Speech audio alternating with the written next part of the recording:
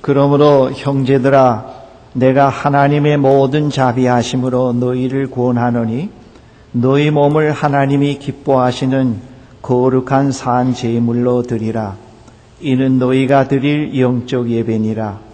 너희는 이 세대를 본받지 말고 오직 마음을 새롭게 함으로 변화를 받아 하나님의 선하시고 기뻐하시고 온전하신 뜻이 무엇인지 분별하도록 하라. 아멘.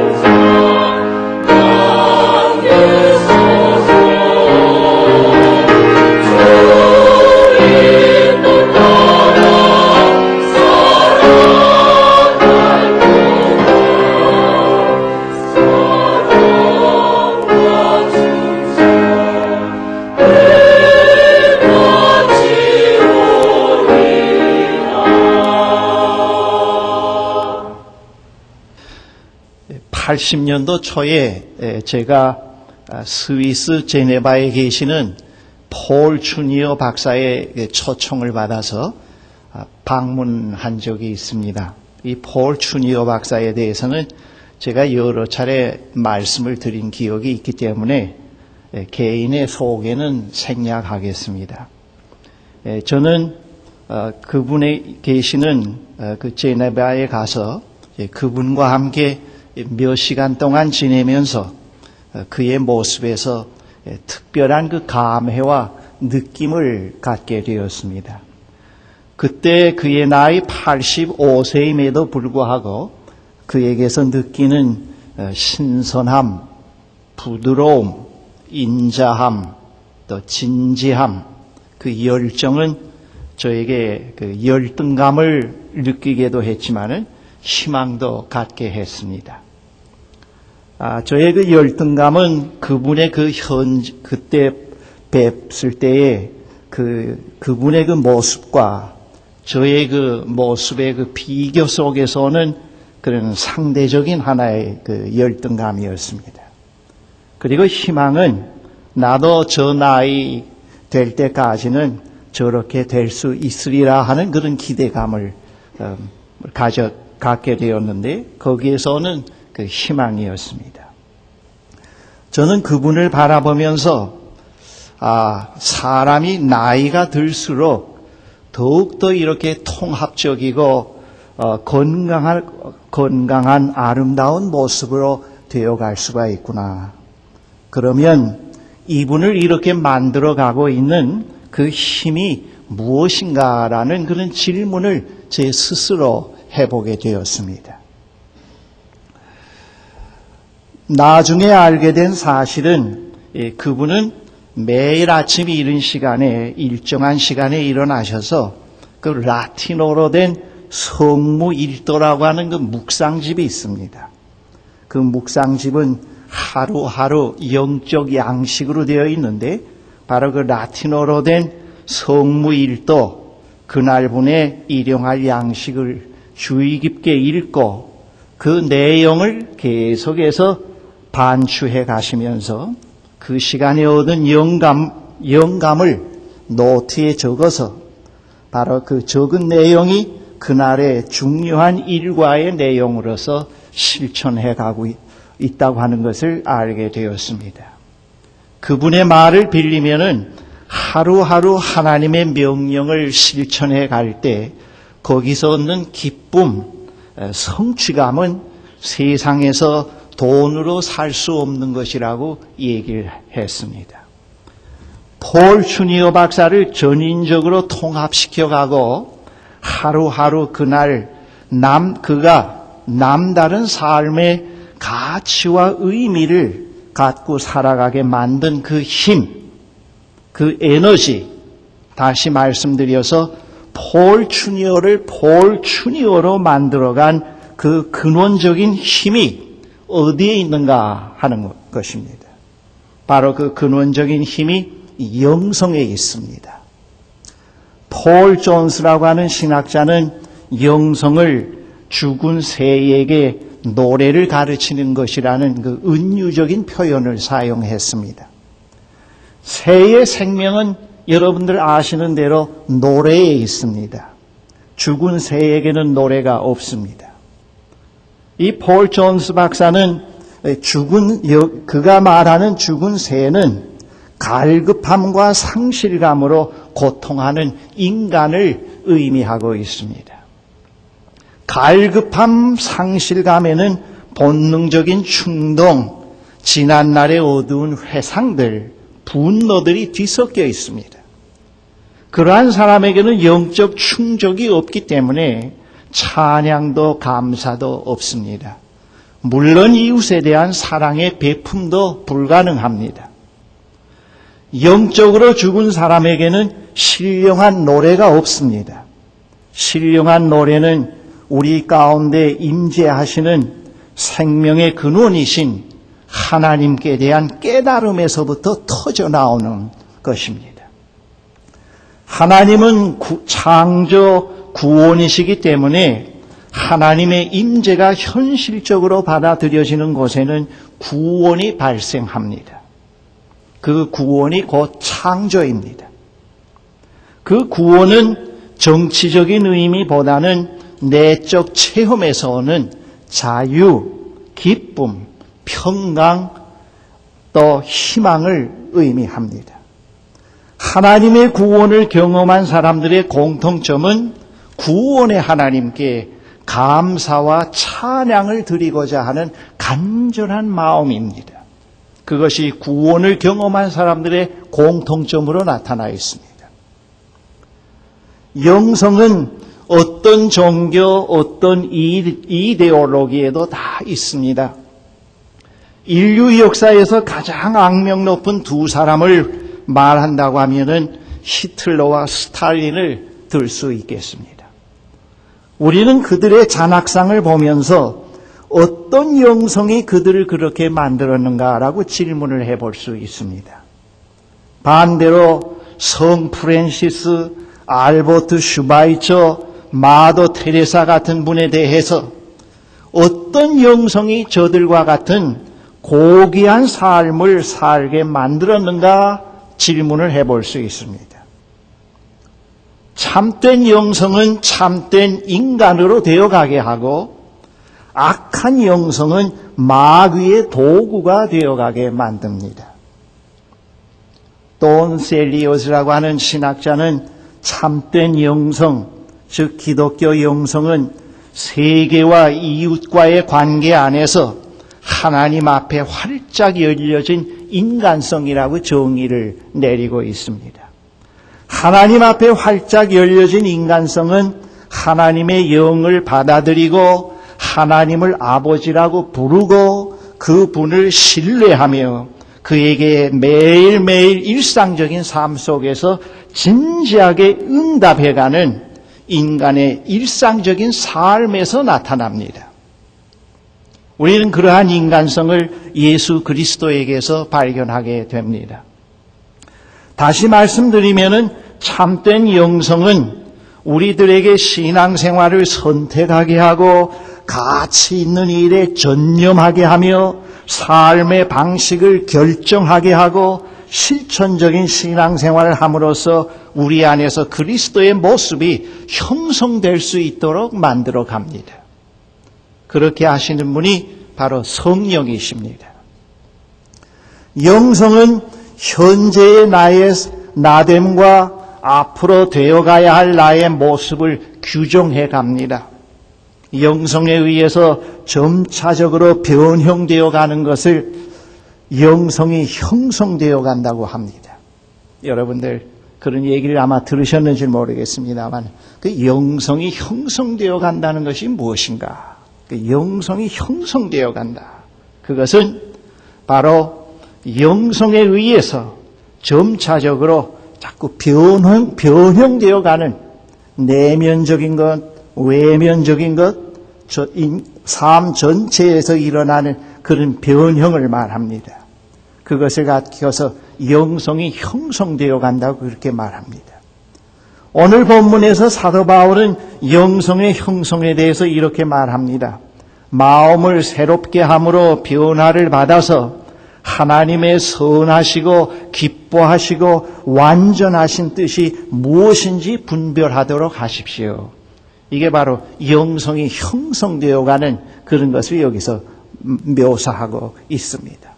마음을 새롭게 하고 변화를 일으키는 능력이 바로 영성입니다. 그 영성의 본질이 성령입니다.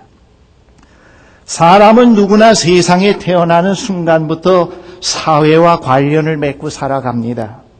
사회와 관련을 맺고 사는 것을 사회생활이라고 합니다. 요즘에는 옛날과는 달리 사회가 복잡해지면서 사회생활이 점점 어려워져 갑니다. 복잡한 사회생활에 적응하지 못해 어려움을 겪는 사람들이 많이 있습니다. 사회생활에서 오는 어려움은 정치적, 경제적 원인도 있지만 삶의 무의미, 목적 상실, 영적 목마름과 같은 것들이 더 큰 원인이 되고 있습니다. 그렇게 힘든 사회생활임에도 불구하고 현실에서 생애 참된 가치와 의미를 발견해서 현실 초월적인 삶을 살아가는 데서 변형되어가는 인간의 모습을 우리는 거듭거듭 확인해 갈 수가 있습니다. 영성은 체험적이면서 지속적인 창조의 특성을 가지고 있습니다. 이 영성은 1년 전의 나와 1년 후 오늘의 나를 다르게 합니다. 1년 전의 체험이 그때 나의 나됨에 결정적인 영향을 주었다고 하면은 1년 후에 오늘에 와서 또 다른 새로운 체험이 오늘의 나됨이 있게 만들게 됩니다. 영성은 계속해서 새로운 깨달음 가운데서 새로운 나로 통합시켜 갑니다. 이러한 과정이 이 현실에서는 도착 지점이 없습니다. 이 현실에서는 계속되는 순례의 여정입니다. 이러한 전 과정을 영성생활이라고 그렇게 말합니다. 영성생활. 영성생활이란 무엇인가? 바로 그것을 영성생활이라고 말합니다. 영성생활은 현실의 사회생활을 포함하지만은 사회생활은 영성생활을 포함하지 못합니다. 사회생활은 부분적이지만은 영성생활은 통합적입니다. 통합적이라고 하는 말은 영적 차원과 육적 차원을 모두 포함한다고 하는 뜻입니다. 교회에서 사용하는 용어들 중에 신앙생활, 경건생활이라고 하는 단어가 있습니다. 이 두 단어에 내포되어 있는 의미가 교회 출석, 11조, 봉사입니다. 그러한 것들을 잘하면은 신앙생활을 잘한다고 합니다. 외국에 나갔을 때 몇 년 동안 뵙지 못하던 교인을 만나거나 또 유학을 간 그 학생들을 만났을 때 너 신앙생활 여기서도 잘하느냐? 형제 자매님 신앙생활 잘합니까? 물으면은 그들이 예외 없이 하는 답변이 목사님 저는 지금까지 교회 출석 한 번도 빠져본 적이 없습니다. 그리고 이 박봉에서도 11조는 꼭 냅니다. 그리고 저는 성가대 주일학교 한 부서를 성실하게 봉사합니다. 그렇게 될 때 신앙생활을 참 잘한다 그렇게 얘기를 할 수 있겠죠. 그러나 영성생활은 교회 울타리를 훨씬 넘어섭니다. 영성생활은 세계와 이웃과의 관계 안에서 하나님께 응답해가는 삶의 전 과정을 의미합니다. 그러한 과정에서 하나님과 교제가 점점 깊어지면서 하나님에 대한 감사, 믿음, 복종, 겸손, 긍휼, 봉사 그리고 기쁨들이 나날이 더해가게 되는 것입니다. 결국 기독교 영성은 하나님으로 시작해서 하나님께 의존하며 하나님 안에서 끝나게 됩니다. 형제님, 영성생활이 어떻습니까? 묻게 됐을 때 그거는 교회 출석 잘합니까? 11조 틀림없이 잘 냅니까? 한 부서를 교회에서 맡아서 잘 봉사합니까? 그런 의미도 포함되지만은 그거보다 더 훨씬 넓은 의미가 됩니다. 형제님, 형제는 당신이 처해 있는 삶의 현장에서 이웃과의 관계 안에서 매일매일 새롭게 하나님과 교제 가운데서 그 하나님의 부르심에 전인적으로 응답해가는 삶을 살고 있습니까? 그런 질문이 되겠습니다. 그 일상적인 삶의 과정에서 하나님과 교제가 더욱더 깊어져 가면서 형제분에게 감사와 믿음의 복종과 겸손과 긍휼과 기쁨이 더해가고 있습니까? 이런 질문이 됩니다.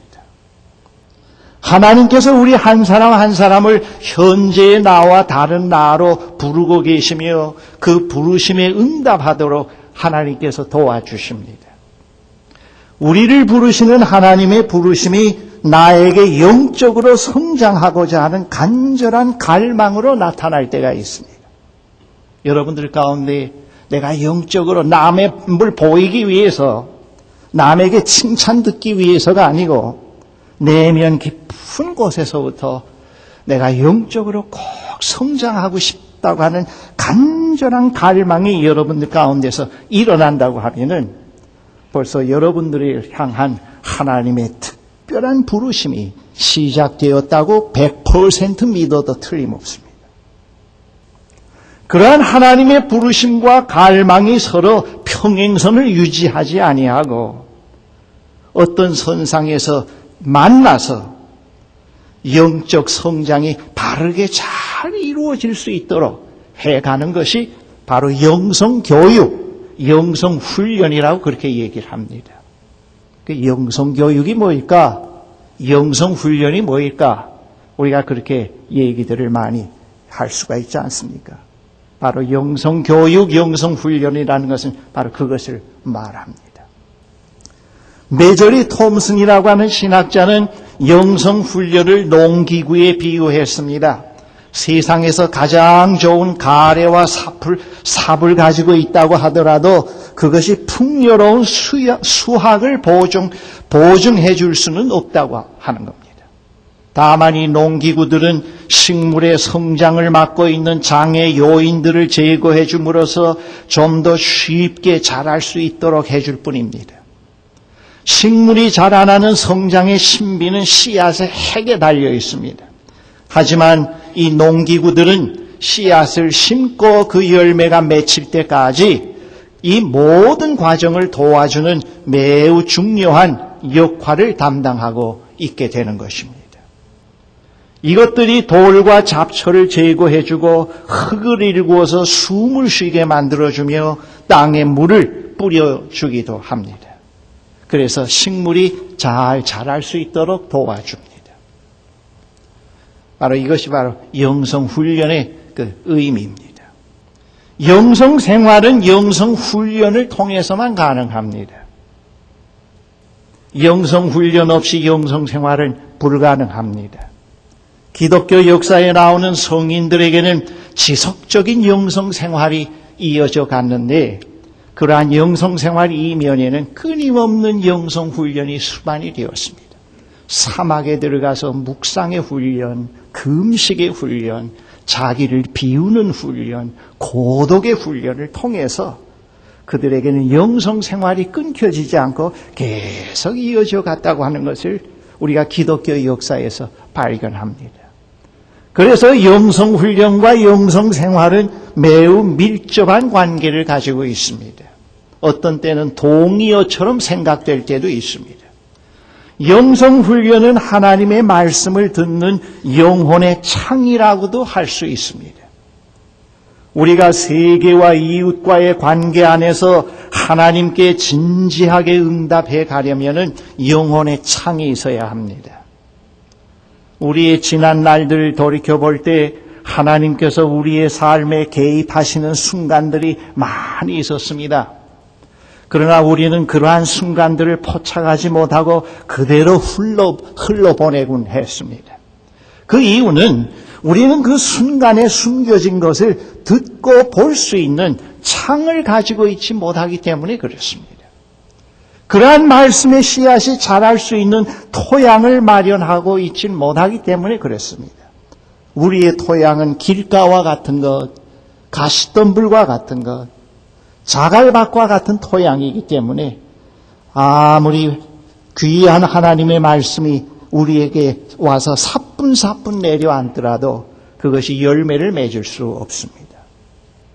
하나님의 다가오심은 언제나 말씀으로 시작이 됩니다. 우리가 그분에게로 다가가면 들음으로 시작됩니다. 하나님의 찾으심은 자신을 나타내 보이심으로 시작이 되고 우리의 찾음은 그분을 봄으로 시작됩니다.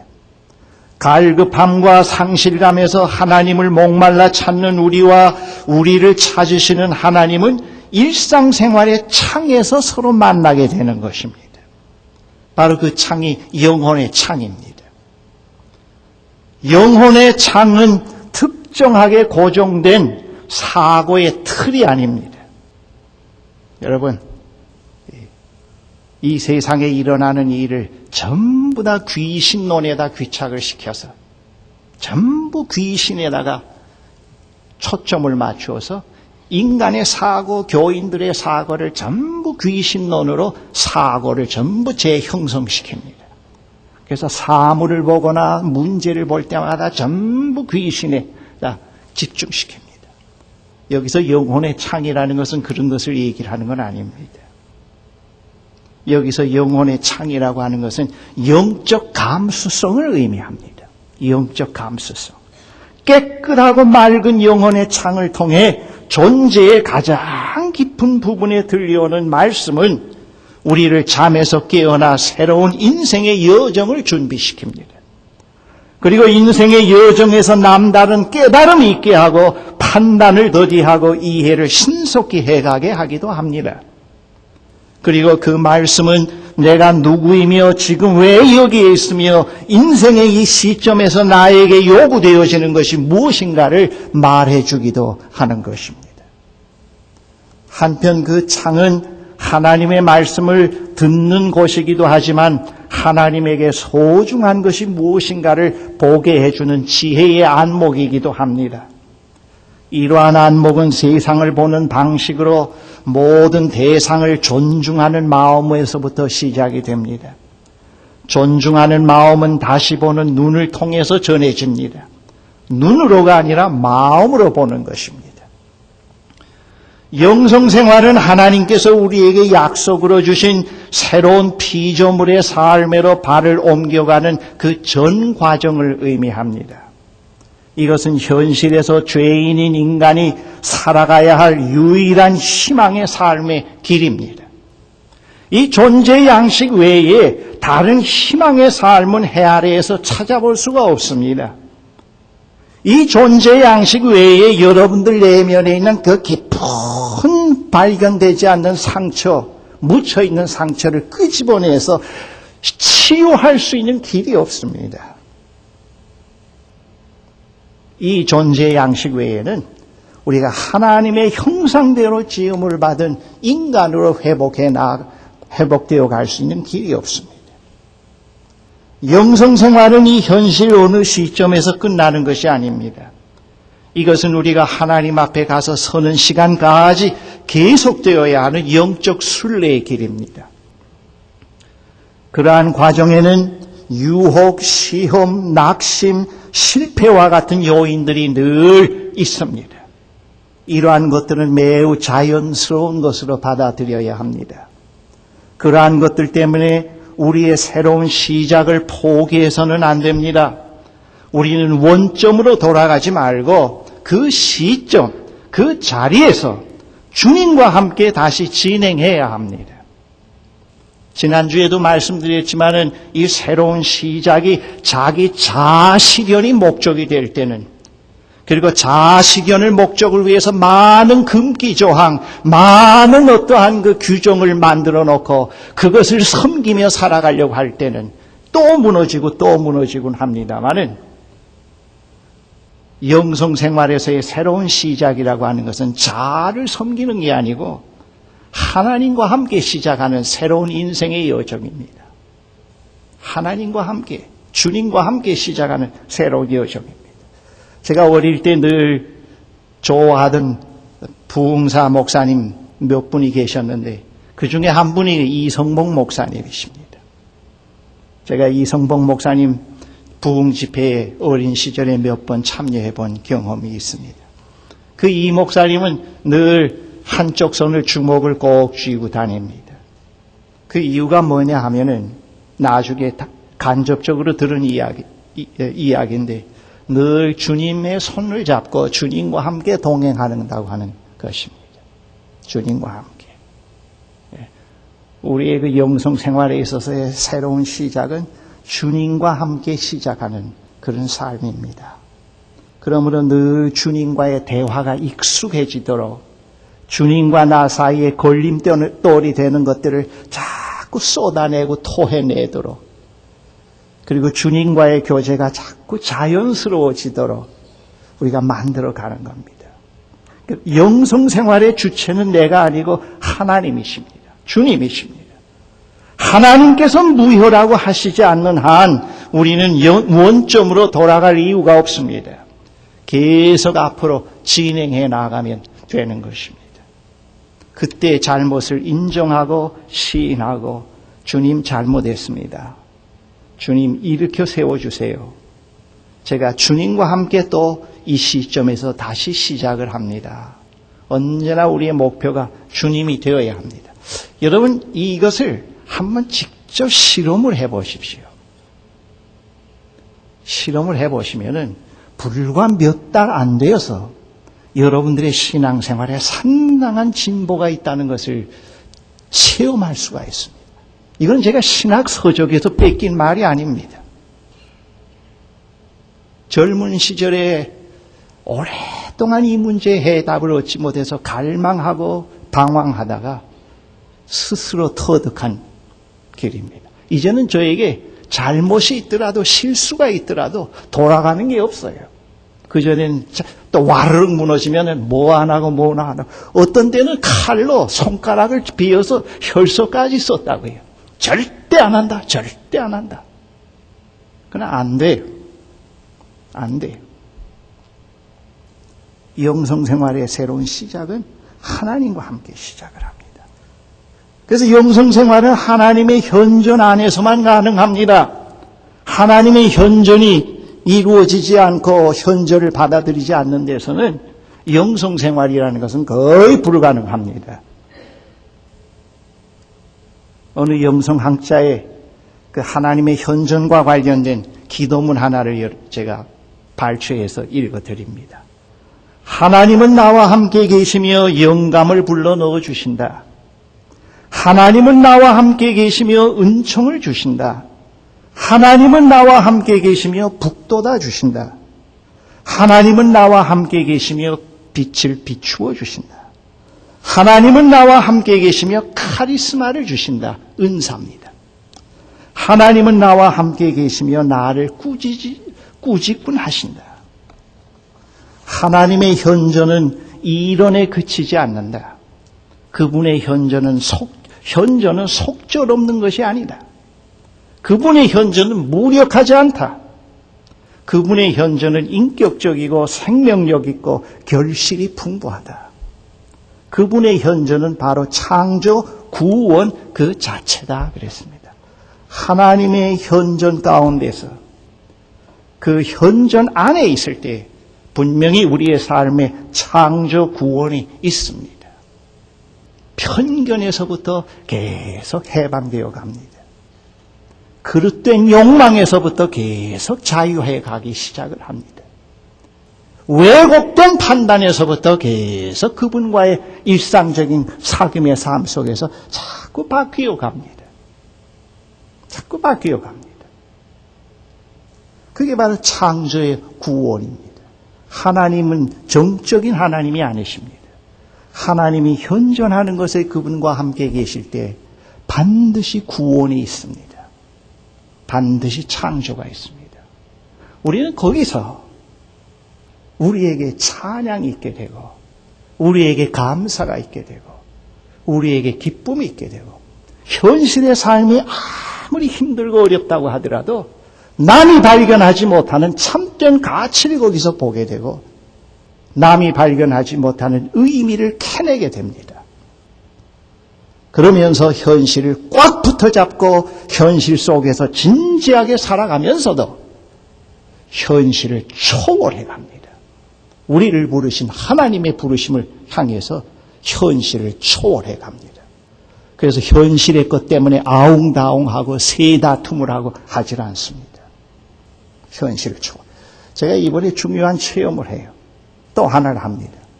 다른 사람들은 저를 보면은 어떻게 옛날하고 변하지 않고 똑같습니까? 그런데 그 외모가 똑같다는 건 문제가 있는 겁니다. 내면의 변화가 없다는 것을 의미할 수도 있는데, 그러나 저의 내면은 상당히 변화가 많이 있어요. 그동안 상당히 많이 변했어요. 근데 이번에는 상심리 잘 디자인해놓고 리모델링을 해놓고 아름답게 꾸미고 여기서 이제부터 찾아오는 형제 자매들에게 열심으로 구원의 하나님의 하나님, 현존하시는 하나님과 함께 동행하는 삶을 살도록 그들을 인도해 가겠다. 그런 센터로 쓰겠다. 굉장한 열망, 애착을 갖고 있었습니다. 만약 그것을 다 하고 난 다음에 계속해서 하나님과 깊은 대화 속에서 이게 아무것도 아니구나. 이거 빈말이 아니라 그 매독 주고 헌금도 하고 리모델링 했습니다만 이제라도 저보다 더 필요한 사람이 있으면 달라고 하면 줄 수 있습니다. 그만큼 자유합니다. 그게 바로 현실을 초월해가는 걸 말합니다. 주님 이외에 더 소중한 것이 있겠는가? 하나님 이외에 더 소중한 것이 있겠는가? 하나님 현존 가운데서 체험하는 구원은 자꾸 현실을 넘어서게 가곤 합니다. 현실의 집착에서부터 자유하게 만들어 갑니다. 자유하게 만들어 갑니다. 여러분, 이 세상에 우리의 인생에는 이런 길이 있습니다. 우리가 가야 할 이런 생명의 삶의 길이 있습니다. 여러분, 이것을 붙잡으십시오. 이것을 붙잡으십시오. 괜히 시간 낭비하고 헛된 것에 목적을 두고 살려고 하지 말고 이것을 붙잡으십시오. 이것을 붙잡으셔야 됩니다. 기도하십시다. 하나님 아버지, 감사합니다. 하나님께서 오늘 이 시대에 저희들을 부르시고 하나님의 부르심에 저희들이 응답해 갈 수 있게 하심을 진심으로 감사를 드립니다. 전능하신 하나님, 이 세상에 많은 사람들이 갈 길을 몰라서 현실에서 삶의 참된 의미와 가치를 찾지를 못해서 방황을 하고 직장을 옮기고 이 일 저 일을 벌리기도 합니다. 우리가 사회에서 한 기능적인 어떠한 일을 붙어잡아서 평생 할 수 있는 일을 해가는 것도 중요합니다. 생계를 위해서, 가정의 부양을 위해서, 또 사회의 형성을 위해서 필요합니다. 그러나 그것보다 더 필요한 것은, 더 중요한 것은 우리가 이 세상에 사는 동안에 우리가 살고 있는 삶의 현장에서 발견해야 할 가치와 의미요 목적입니다. 그리고 매일매일 우리를 부르시는 하나님의 부르심을 들으면서 그 부르심에 예, 아멘으로 응답해가는 삶이 매우 중요합니다. 사랑하는 형제 자매들에게 오늘 이 시대에 세계와 이웃과의 관계 안에서 하나님의 부르심을 듣게 하시고 그 부르심에 응답해가는 그런 생을 살아갈 수 있도록 이들을 인도하여 주시옵소서. 하나님 이들에게 올바른 영적 감수성을 주시사 어떤 상황에서라도 하나님과 대화가 가능케 하시고 어떤 상황 속에서라도 하나님과의 교제의 삶이 끊겨지지 않도록 인도해 주십시오. 그리스도 안에서 시작된 이 귀한 삶이 한두 가지의 어떤 여건으로 인해서 어떤 환경의 요인으로 인해서 쉽게 포기하지 말게 하여 주시옵소서. 이것은 생명과 관련된 일이요 영생과 관련된 일입니다. 돈으로 바꿀 수 없는 것입니다. 주여, 이분들의 마음속에 그러한 고귀성을 깨닫게 하옵시고 하나님과 동행하는 삶의 아름다움과 소중함을 체험적으로 배워갈 수 있게 해주시옵기를 간절히 기도합니다. 하나님, 이번에 태풍으로 인해서 또 저 지방에 있는 사랑하는 저의 이웃들이 피해 입은 사람이 많고 또 실종된 사람들도 있습니다. 하나님께서 그들을 위로해 주시옵시고 그들이 다시 일어설 수 있는 희망과 용기를 주시옵시고 그리고 피해를 입지 않은 우리들에게도 그들을 긍휼히 여길 수 있고 그들에게 동정을 베풀 수 있는 마음을 주셔서 이 어려움을 다시 짚고 일어설 수 있는 기회가 있게 해 주시옵기를 간절히 하나님께 기도합니다. 저 북한에 있는 사랑하는 저희 동족들을 기억해 주십시오. 그들의 주의 은총과 주의 사랑과 권면하심이 함께 하시고 그 고통 속에서 울부짖는 그들에게 하나님의 위로하심이 함께하여 주십시오. 그리고 거기에도 하나님의 구원이 현실적으로 나타나 주셔서 그들에게도 인간답게 살 수 있는 자유의 날, 평화의 땅으로 회복시켜 주시옵기를 간절히 기도합니다. 이 나라 위정자들에게 하나님께서 바른 판단력을 주시고 모든 국가의 정사를 바르게 처리해 나갈 수 있는 지혜와 능력을 주시옵기를 기도합니다.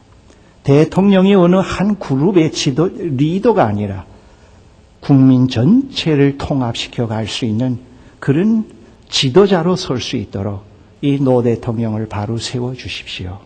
비록 그와 코드가 맞지 않더라도 비록 그와 생각을 달리했더라도 비록 그와 함께 민주화 투쟁을 안 했더라도 모든 국민들을 끌어안을 수 있고 모든 국민들을 다 함께 통합시켜 나갈 줄 아는 그런 큰 마음을 주십시오. 지도자다운 생각을 그에게 주셔서 그에게 허락된 모처럼의 이 대통령직을 바르게 감당케 해 주시옵기를 간절히 기도합니다. 그를 버리지 마시옵소서. 하나님께서 그를 의의 도구로, 평화의 도구로 모든 국민들에게 희망을 주는 그런 대통령으로 세워주십시오. 이번만은 저 사람의 임기가 빨리 끝나면 좋겠다고 기다리는 사람들이 많지 않게 해주십시오. 저의 임기가 좀 더 계속되었으면 하고 간절히 바라는 백성들이 많이 있게 해 주시옵소서. 그의 귀를 열어주셔서 백성들의 소리를 들을 수 있게 해 주시옵기를 간절히 기도합니다. 하나님, 우리에게 허락된 이 귀한 생을 우리가 현실이 어렵다고 해서 포기하지 말게 하시고 막 살지 않게 도와주십시오. 너무 자기 중심적으로 살지 않게 도와주십시오. 현존하시는 하나님과 매일매일 동행하면서 현실에서 순간순간의 삶을 물어가고 하나님의 뜻을 실현해가는 저희들이 되게 인도해 주시옵소서. 이제는 주님께서 가르쳐 주신 기도로 중보의 기도를 마칩니다.